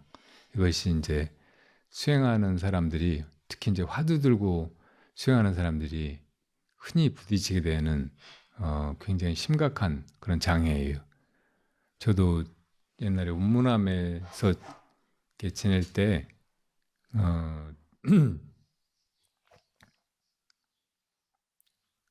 약간 그런 증상이 그 전부터 있기는 했는데, 그때 이제 그 운문암 선방 뒤쪽에 물이 나고 그 수맥이 선방 밑으로 흐른다는 얘기가 있어서 그 수맥 흘러가는 자리에 사람들이 안 앉고 싶어 했는데 어떻게 하다 보니까 제가 그 수맥 위에 앉아서 수행을 하게 됐어요. 근데 새벽에 일어났는데 목을 가눌 수가 없는 거예요. 일어날 수가 없어요. 다른 사람들 다 이제 유부자리 정리하고 좌선하려고 하는데 이 목이 끊어질 것 같은 거예요. 이렇게도 저렇게도 못 하겠어요. 그래서 이제 이걸 잡고 이불도 못 깨고 그냥 가서 간병실에 누워가지고 거의 반철을 그냥 누워만 있었어요. 그러니까 이제 처음에는 그냥 목이 삐끗해서 그런 줄 알았는데 이게 상기 증상으로 이렇게 느껴지는 거예요. 그리고 얼마 안 있어가지고 이제 눈이 안 보이는 거예요. 그러니까 목이 이제 가눌 수 없었던 거는 그 며칠 뒤에 어떤 스님이 순창의 어떤 할아버지가 이렇게 이 침 끝에 이렇게 불로 달궈가지고 이렇게 불침을 놓는다고. 그래서 거기 데리고 와서 이제 이렇게 했더니 목은 금방 풀렸어요. 근데 그 다음에 이제 이 위로 솟구친 열기가 눈으로 이제 빠져나오는지 눈이 막 이렇게 흐려지더니 나중에는 이제 온통 안개속같이 하얗게 보이는 거예요. 아무것도 안 보여. 그러니까 완전 실명 상태인 거예요. 보이는 거는 그냥 이렇게 윤곽, 이게 사람같이 이렇게 다 흐린데 이렇게 그냥 이렇게 윤곽만 보이는 거예요. 그래서 이제 급하게 또 병원에 스님들이 데리고 갔는데 병원에서는 포도막염이라고 하더라고요. 눈에 망막, 각막 이런 막 중에 포도막이 이제 뒤쪽에 있는데 그 포도막에 염증이 생겨서 그렇게 이제 시력을 상실한 상태가 됐다는 거예요. 그리고 그 포도막염이 언제 생기느냐고 하니까 예? 아니요. 그 미친 사람들 혹은 정신분열증 혹은 간질 환자들이 초기에 이제 그런 포도막염이 생기는 수가 있대요. 아닌 게 아니라 내 마음을 보니까 완전히 미친 상태예요. 온갖 형상이 막 이렇게 밖으로는 안 보이는데 다른 형상이 내면에서 이제 막 어른거리는 거예요. 이상한 무슨 뭐 이렇게 벌레, 괴물 같은 막 그런 게 보이기도 하고 어떤 때는 아주 이렇게 아름다운 만다라 같은 그런 형상이 수없이 막 이렇게 펼쳐지기도 하고. 그런데 이제 그게 상기 증상이고 이제 또 내 내면의 경계일 뿐이라는 것은 아니까 그런데 이제 흔들리고 막 이렇게 미친 행색을 보이고 그러지는 않았는데 그런 게 좀처럼 안 없어지더라고요. 거기서 이제 주사를 이제 염증을 가라앉혀야 된다고 주사를 놔주고 이제 계속 주사를 맞아야 된다고 해서 이제 절로 돌아와 가지고 주사 놔본 스님 있냐고 했더니 어떤 스님이 수의과 의사 한 적이 있어서 소한테 주사를 놔본 적이 있다고. 그 스님이 이제 한번 주사를 놓는 걸 보니까 그냥 내가 놓으면 되겠더라고요. 그래서 이제 혼자 주사를 놓으면서 그렇게 이제 반철을 지냈죠. 그러니까 이제 조금씩 그 다시 시력은 되돌아왔어요. 근데 힘이 완전히 위로 솟구쳐서 다 빠져나와 버린 것처럼 탈진 상태여가지고 일어설 수 없는 거예요. 서서 걸어가려고 하면 무릎이 꺾여가지고 고꾸라지는 거예요. 이 주먹도 쥘 수가 없어요. 힘이 하나도 안 가요. 그 이제 그렇게 지내다가 어떤 분이 또 이제 오링 테스트 아세요? 이렇게 몸에 이제 힘이 가는가 안 가는가 그걸로 이제 식이요법을 해주는 그런 거사님을 모셔와서 그 거사님이 해주는 대로 식이요법을 하고 하니까 이제 조금씩 이제 회복이 되더라고요. 그래서 반철 지나고 나서 이제 반철에 산행을 하는데 그 산행을 따라가겠다고 했어요. 그랬더니 안 된다고 가다가 이제 큰일 난다고 막 그런 걸 이걸 따라가지 못하면 못 일어서겠다는 생각이 들더라고요. 너무 또 누워만 있는 것이 너무 대중들한테 미안하기도 하고 나갔어야 되는데 너무 대중한테 피해가 간다는 걸 알면서도 아무것도 내가 할 수 없으니까 나가지도 못하고 있었던 거예요. 그래서 이제 그 산행을 따라 갔다 오고 그리고 나서는 이제 계속 걸으면서 조금씩 이제 힘이 돌아왔어요. 그래서 이제 그 철 마칠 때는 많이 회복이 돼가지고 나왔는데 그 뒤에도 이제 암자 같은 데 지내면서 계속 이제 그 상기를 내리는 걸 이제 염두에 두고서 그렇게 지냈거든요. 그러니까 그렇게 상기가 심해지면 치명적인 그런 장애를 만나게 되고 또 수행을 못하게 되고 하니까 많이 조심해야 돼. 그럼 상기는 왜 오는가? 이 화두 수행이 잘 되려면은 대신심이 있어야 된다고 하잖아요. 대신심 그리고 대분심, 대의심이 있어야 된다고. 근데 제일 기본은 신심이에요. 그러니까 부처님 혹은 부처님과 똑같은 깨달음을 이룬 조사스님, 내 스승에 대한 그런 깊은 신심이 있어가지고 이거 수행을 해가야 돼. 그러니까 그 신심이 있다는 게 무슨 의미냐면 분명히 완벽한 깨달음을 이루신 분이고 내가 어떤 질문을 했는데 거기 딱 맞는 대답을 너무나 자비롭게 내려주신 건데 내가 이 말을 이해할 수가 없단 말이에요. 부처가 무엇입니까? 했더니 마른 똥막대기라고 하신단 말이에요. 근데 만약에 스승에 대한 완벽한 신심이 없다면 무슨 헛소리야? 하고 그냥 무시하고 떠나버리기가 십상이잖아요. 근데 스승이 부처님과 같은 분이고 그래서 부처가 무엇입니까? 완전히 깨달은 분이라고 내가 믿으니까 그렇게 여쭤본 건데 마른 똥막대기라고 한단 말이에요. 그러니까 이때 의심이 아주 자연스럽게 일어나는 거예요. 승에 대한 신심 때문에. 억지로 의심을 해가지고 이거 열심히 참고하면은 의심하고 하면은 깨친다더라 해가지고 의심하는 게 아니고 그냥 의심이 나버리는 거라고. 그러니까 공부가 그냥 되는 거예요. 승이 내 공부를 그냥 다 시켜주는 거예요. 의심이 나게 해주는 걸로 승의 역할이 다 끝나는 거고 의심이 그냥 나서 내 공부가 저절로 다 이루어지는 거예요. 이게 이제 화두선의 가장 뛰어난 강점이기도 하고 또 중요한 대목인 거예요. 근데 이 신심이 없으면은 이제 억지로 하게 돼. 그리고 계속 이제 깨달음이라든지 뭐 이제 부처님처럼 되는 혹은 스승처럼 되는 그런 상태를 정해놓고 그걸 향해서 막 나아가려고 하는 거예요. 그러니까 이런 마음을 치구심이라고 해요. 막 내달리면서 뭘 찾는 거예요. 답을 찾고 그냥 빨리 이걸 화두를 타파하려고 기를 쓰고 막 하는 거예요.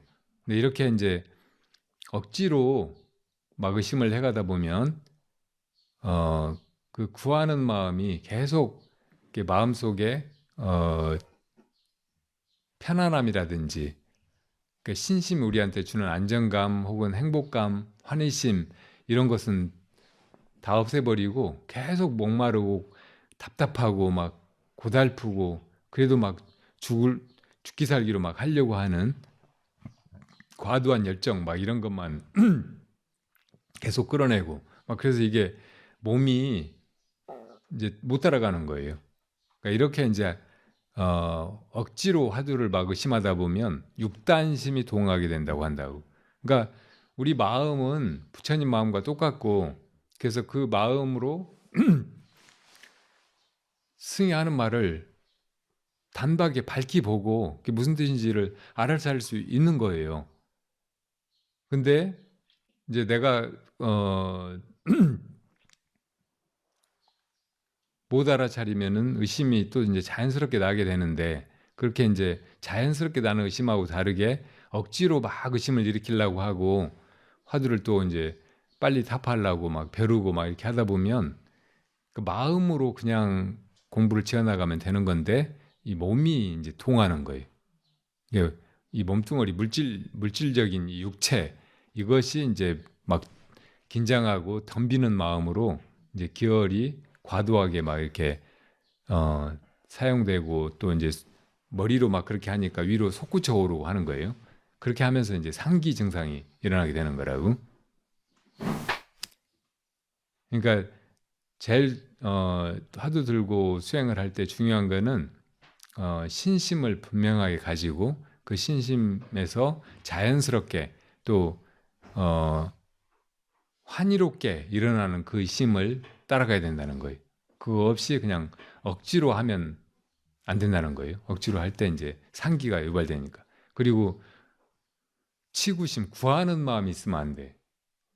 아까도 얘기했지만 이게 이미 내가 소를 타고 있단 말이에요. 근데 그 밖에서 소를 보려고 막 이렇게 구하고 찾아다니면 안 되는 거예요.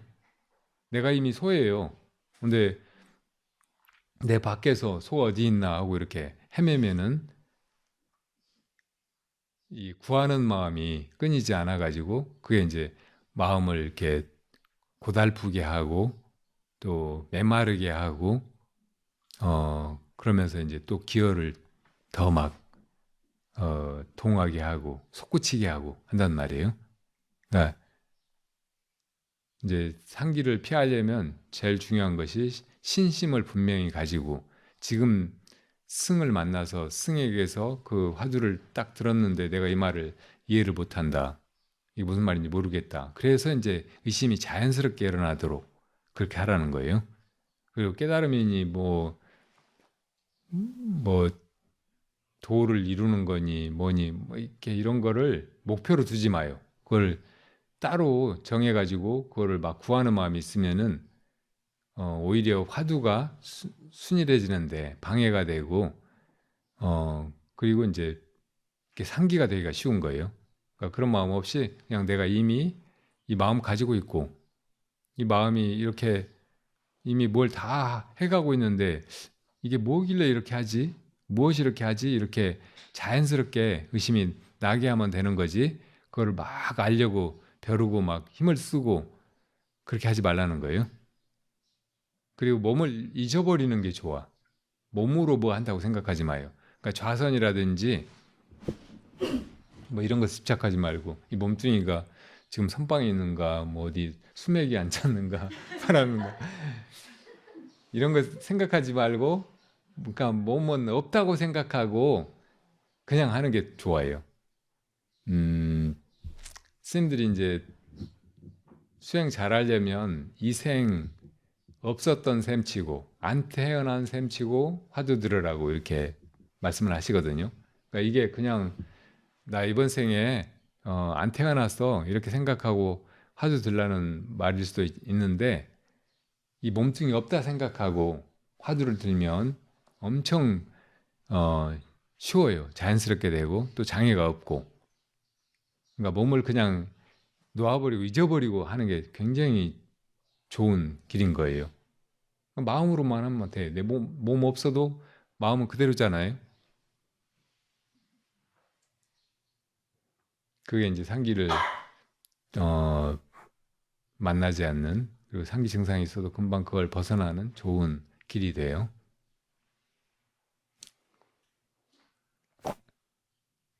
그리고 또 하나 이제 좋은 방법은 내가 의심을 일으키지 말고 스승이 나한테 질문을 던지는 식으로 그렇게 이제 화두를 따라가요. 그러니까 무엇이 이렇게 했느냐? 지금 내가 그렇게 물었다고 해봐요. 무엇이 이렇게 하지? 지금 이제 내가 뭘 하고 있단 말이에요. 차를 마시고 뭐가 지금 차를 마셔? 이렇게 스님 물어봤다고 생각해봐요. 그러면 내가 대답 안 할 수가 없잖아요. 그 대답을 하려고 하면 그 마음이 그대로 의심이라고. 지금 뭐가 이렇게 맛있지? 이렇게 자기 스스로 묻게 되는 거예요. 이건 이제 자기가 그 화두를 드는 게 아니고 스승이 나한테 질문을 던졌기 때문에 공부가 저절로 되고 자기도 모르게 화두가 그냥 들리는 거예요. 그러니까 그렇게 해가는 것이 또 좋은 방법이에요. 그러니까 화두를 들려고 하지 말고 화두가 들리게. 그리고 이제 이게 습관이 되어가면 좋아요. 습관이. 그러니까 습관을 들이는 아주 좋은 방법은 그걸 이제 계속 반복하는 거하고 반복만 하면 안 돼. 재밌게도 계속 반복하면 그게 습관이 될 것 같은데 습관 들이기 제일 좋은 방법은 의식하고 그렇게 하는 거예요. 한 번 한 번을 제 마음으로, 제 정신으로, 자기 의식으로 정신 차려서 그러니까 화두의 의심을 하고 이렇게 하는 걸 이걸 반복하는 거예요. 이렇게 하면 이 습관의 힘이 금방 형성이 된다고. 그냥 아무 생각 없이 그냥 기계적으로 막 반복하는 걸 통해서는 습관이 잘 안 돼요. 근데 한 번 하고 한 번 하고 하면서 정신 차려 가지고 내가 지금 내 마음으로 이렇게 하는 그 느낌을 계속 이렇게 해가면 반복 확인하고 하면서 그렇게 해가면은 이것이 이제 습관의 힘을 빨리 형성한단 말이에요. 그렇게 해서 이제 어느 정도까지만 그렇게 해가면 나중에 저절로 돼. 나는 안 해도 돼요. 이게 습관의 힘, 이것을 형성하는 아주 중요한 대목이라고.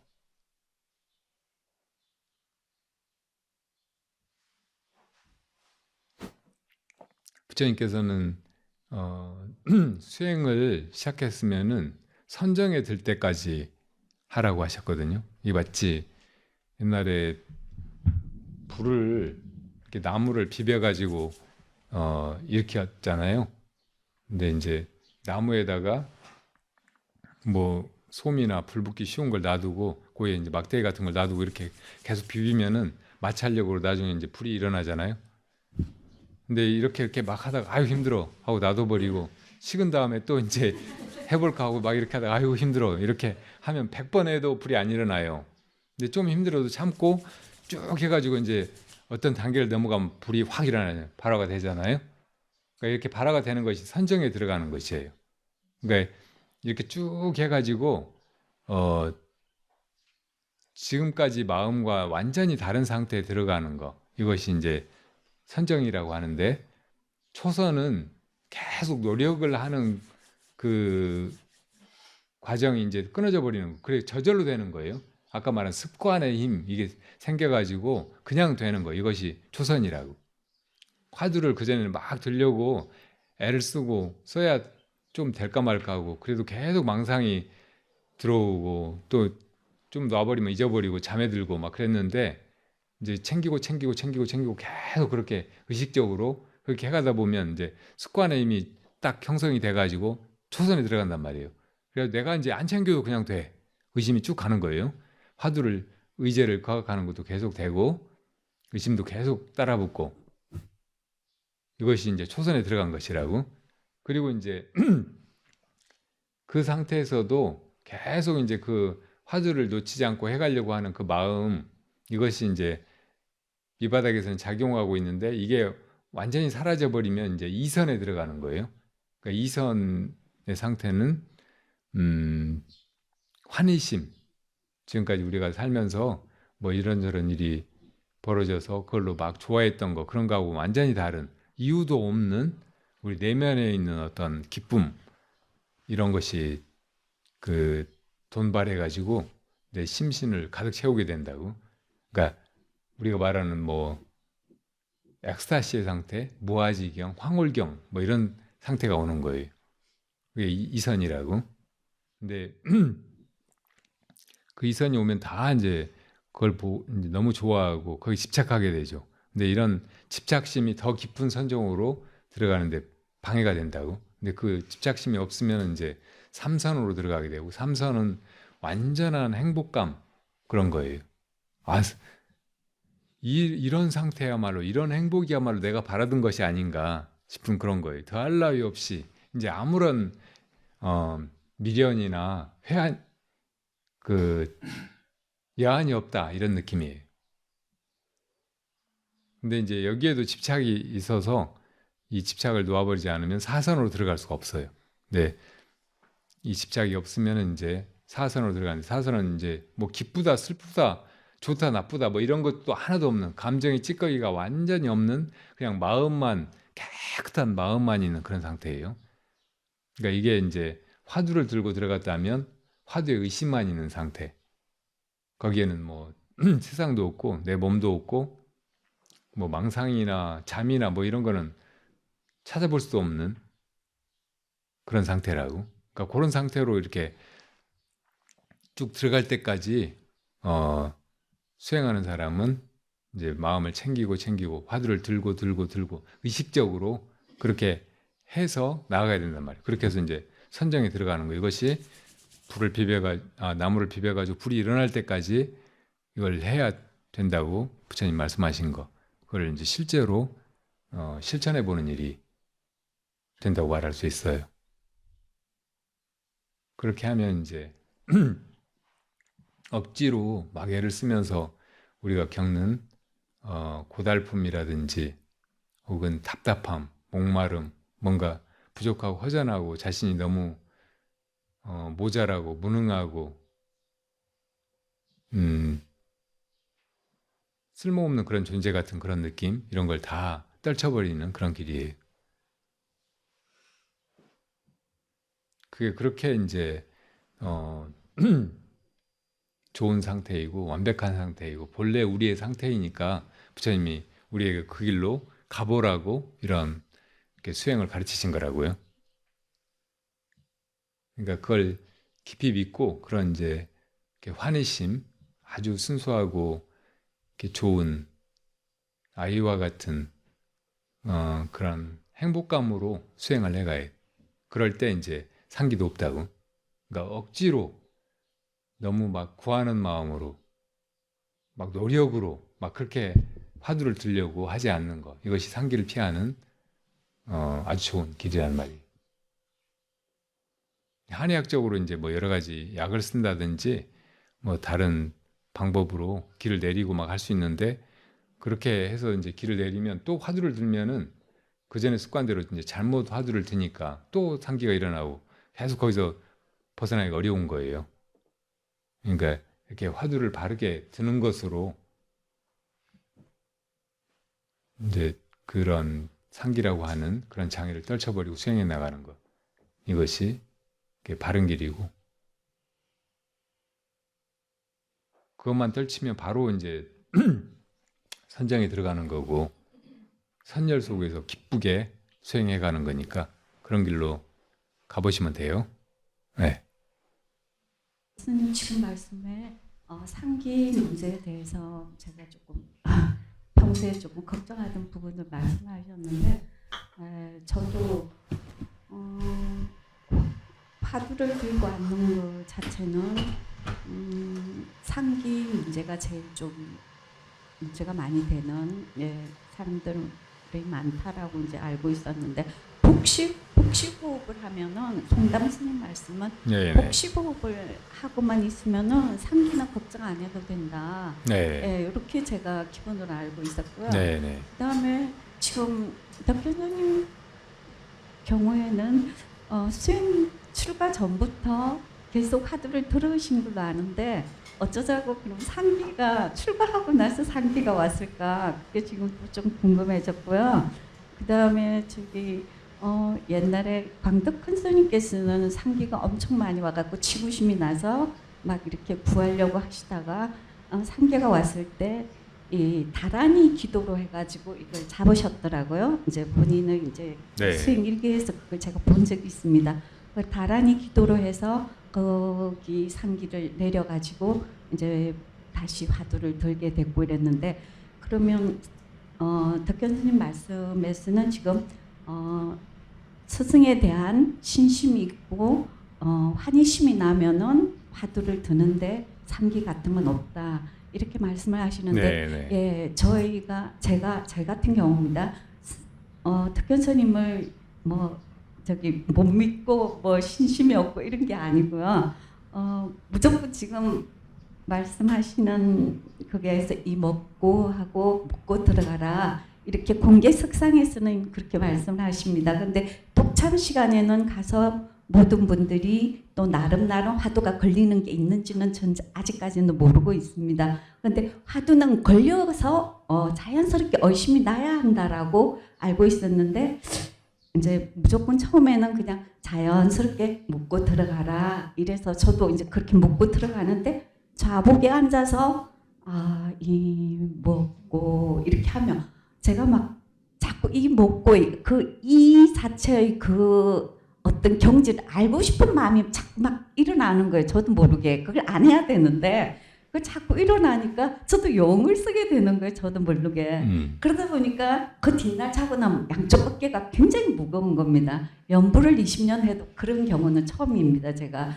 그래서 왜 이러지? 제가 용을 쓰고 뭘 하는가 보다, 이런 생각을 했었는데 그냥 지나가면 또 괜찮았거든요. 그래서 오늘 스님 말씀에 이제 그렇게 말씀하시니까 저도 이러다가 어설프게 해가지고 그런가, 이런 걱정이 좀 됩니다. 근데 화두는 자연히 걸려야 되는 건데, 이 먹고 하면서 모든 분들이 다 같이 이렇게 해서 들어가면서 어느 순간에 또 다른 어떤 경지가 또 와서 화두가 다시 또 걸려 들어가는 건지, 이것도 좀 사실 좀 기본이 좀 안 되어 있어서 그렇습니다만 좀 의심스럽고 이렇게 좀 알고 싶은 부분입니다. 그래서 말씀을 한번 드려보고요. 그다음 마지막으로 되게 좀 혼잡하죠. 제가 오늘 저기 질의하려고 했던 게 아닌데 갑자기 상기 때문에 이렇게 말씀을 하셔서 그런데, 영명연수 선사님께서도 화두와 참선과 연부를 같이 했을 때 뿔 달린 사자와 같다, 이런 말씀을 하시는 걸 이제 법문을 들은 적이 있습니다. 그래서 그 부분에 대해서도 간단하게 덕견사님의 고견을 한번 들어봤으면 하는 마음입니다. 감사합니다. 네. 맨 나중에 물어보신 것부터 거꾸로 대답을 해드리자면,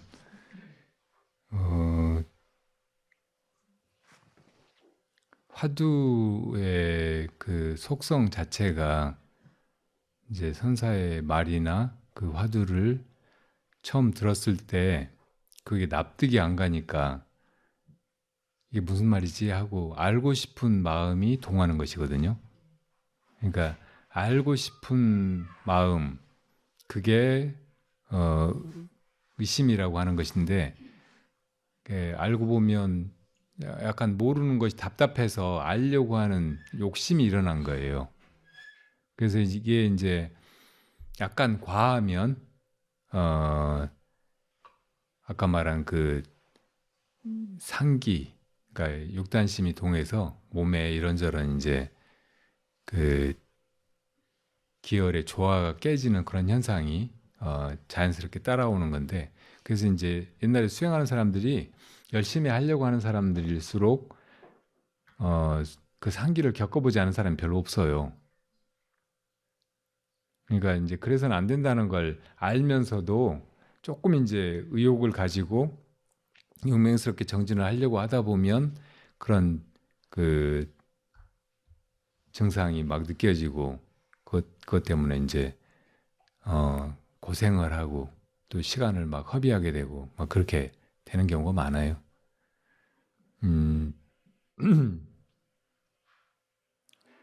그런데 이제 그래서 이 화두의 그 상기를 막기 위해서 어떤 분들은 연불선, 그러니까 연불을 하면서, 연불에는 이제 그 부처님에 대한 신심, 공경심, 귀의심 이런 것이 자연스럽게 따라 붙게 되잖아요. 그러니까 그걸 바탕으로 해서 일념을 이루고, 그렇게 이제 일념으로 연불이 진행되는 가운데 무엇이 이렇게 이 연불을 하지? 이렇게 의심을 붙이면은 이제 쉽게 상기를 넘어설 수 있다고, 그러니까 그렇게 가르치는 분들이 많이 있는 거예요. 다라니 같은 것도 마찬가지고, 그러니까 부처님의 그 참 마음에서 그냥 나온 소리가 다라니잖아요. 그러니까 그 다라니를 이렇게 신심을 가지고 계속 암송하고 막 이렇게 하는 데는 억지로 마음 쓰는 것이 없으니까 상기가 될 일이 없단 말이에요. 그래서 다라니가 이제 일념이 되면은 거기에 무엇이 다라니를 하고 있을까 이렇게 의심을 붙여가지고 화두로 이제 그렇게 해가면은 상기를 피하고 넘어설 수 있다는 것이죠. 근데 그 송담 스님의 법문 중에는 이목구 한 번 하는 것이 화두를 600만 번 드는 거, 연부를 600만 번 하는 것보다 더 공덕이 수승하다고 그 말씀도 있어요. 그러니까 뭐 아미타불이라든지 석가모니불이라든지 뭐 이런 부처님의 명호는 사실은 엄밀히 말하면 망상이에요. 그리고 내 참부처 이거하고는 관계가 없는 남의 일이에요. 근데 지금 내가 이먹고 하면서 찾으려고 하는 이것은 내 안에 이미 있는 것이고, 이게 진짜 부처란 말이에요. 그러니까 이것에 대한 그 신심, 이것이 저 석가모니 부처님이나 아미타 부처님에 대한 신심 못지않게 분명해야 된다는 거, 이것이 이제 화두에서 아주 요긴한 대목이고, 그런 마음만 분명하면 사실은 상기 없이도 연부를 하는 거 이상으로 이렇게 더 분명한 신심과 의심으로 이렇게 수행을 해나갈 수 있다는 것이 송담스님의 가르침이라고 말할 수 있어요. 그러니까 이제 그런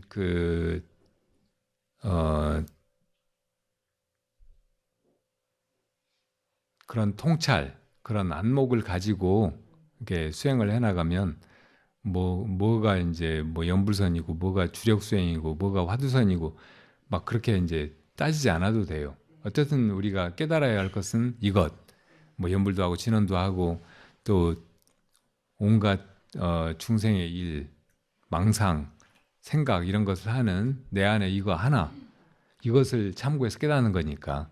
근데 이것은 알 수 있는 대상이 아니니까 여기에 주의를 기울이기만 하면 자연스럽게 의심이 난단 말이에요. 그러니까 뭐가 하고는 있는데 이게 뭔지를 몰라. 보이지도 않고. 그러니까 궁금한 생각이 저절로 들게 되어 있거든요. 그래서 먼저 이제 밖으로 막 여기저기로 내달리는 마음을 거둬가지고 여기에 관심을 처음에 기울이는 거, 이것을 이제 자꾸 이렇게 정신을 차리고 해가지고 하는 거, 이것이 이제 화두 거각하는 일, 이먹고 화두를 드는 일이라고 보면 돼요. 자꾸 관심을 여기로 끌어와 가지고 여기서 의심이 자연스럽게 일어나게 하라는 말이에요. 그렇게만 하면은 별로 이제 상기니 뭐니 이런 거 걱정 안 해도 된다면 아까 저분한테 설명해 드린 것처럼. 그리고 이제 그래도 이게 의심이라고 하는 것은 이렇게 마음에서 나는 일이고 우리가 평상시에 마음을 쓸 때 이제 뇌의 활동을 통해서 그렇게 해왔기 때문에 이제 이 습관이 잘 안 없어지니까 중생의 경우에는 화두심을 막 이렇게 해가다 보면 뇌로 에너지가 쏠리게 되고 그래서 상기 증상이 이제 일어날 수 있고 그러니까 이제 그 또 복식호흡, 단전호흡 이런 걸 하면서 이제 이 단전호흡은 이 단전을 중심으로 해서 숨을 들이쉬고 내쉬고 하는 거잖아요. 그러니까 주의가 여기로 머리로 가는 게 아니고 아래쪽으로 내려가는 거죠. 그러니까 이제 상기를 이게 막아주는 거예요. 그리고 이제 피로라든지 잠이라든지 이런 것도 쉽게 끊어주고 그리고 아까 이제 타고 가는 것에 대해서 얘기했는데 호흡을 타고 이렇게 화두를 이제 지어나가면 이게 쉽게 일념이 이루어지는 거예요. 다른 것도 뭐 무술이라든지 뭐 정신을 집중해 가지고 하는 거, 뭐 사격이라든지 뭐 서예라든지 뭐 이런 것도 호흡하고 맞춰 가지고 하면 훨씬 잘 된다고 하잖아요. 그게 이제 호흡과 함께 호흡에 실어 가지고 호흡을 잡아 타고 화두를 지어 나가면 이게 그렇게 그 안 이루어지던 일념이 쉽게 이루어지니까 그러니까 그렇게 이제 해보라고 가르치시는 거고요.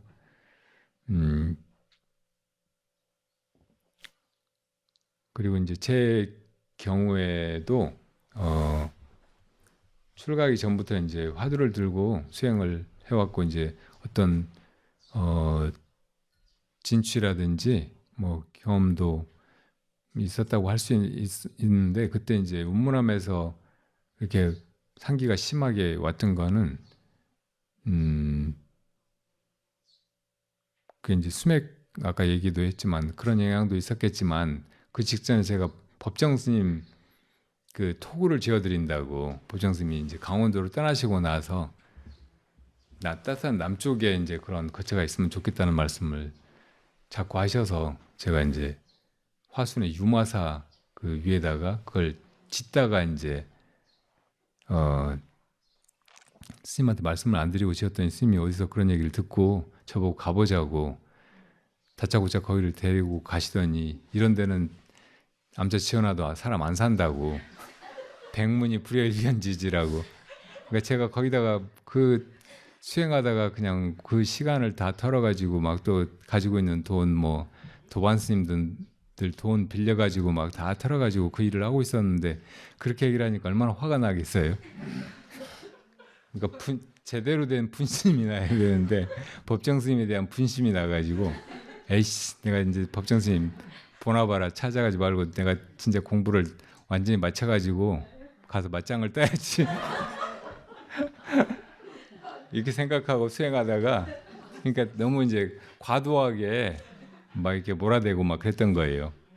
그런 것 저런 것이 이제 합해져 가지고 그 상기가 일어났던 거죠.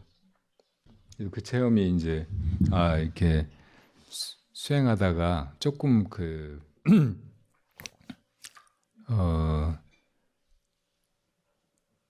수행의 그 본질에서 벗어나서 다른 어떤 마음, 다른 목표의식이나 혹은 구하는 마음 이런 것이 끼어들면 뭐 이렇게 무서운 장애를 만날 수도 있구나 하는 것을 이렇게 절실하게